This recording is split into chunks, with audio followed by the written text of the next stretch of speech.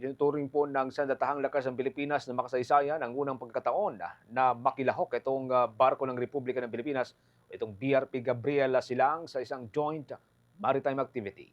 May update po dyan si Bombo Bea Peniza.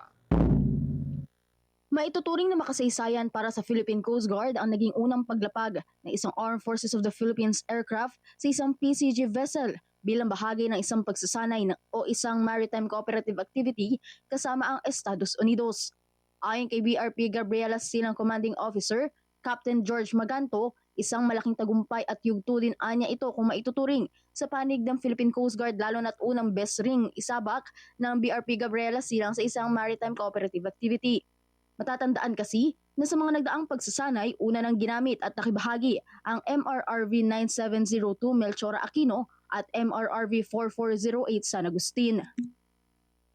Yes, the first landing of an armed forces of the Philippine Navy aircraft on a Philippine Coast Guard vessel may be considered historic, as it makes a significant milestone in joint operational capability and reflect the growing trust and coordination between the armed forces of the Philippines and the Philippine Coast Guard. Ayon pa kay Maganto, ang pagsasanay na ito na closed deck landing qualification ay naglalayo na mas paigtingin at pagtibayin pa ang interoperability sa pagitan ng Philippine Coast Guard at ng hukbong dagat ng Pilipinas.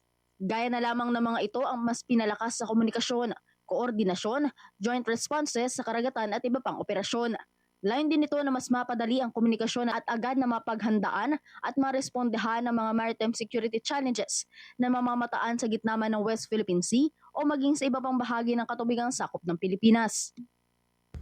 The activity enhances interoperability between the Philippine Coast Guard and the Philippine Navy in the West Philippine Sea by strengthening coordination, communication, and joint response at sea, which are vital in addressing maritime security challenges in the area.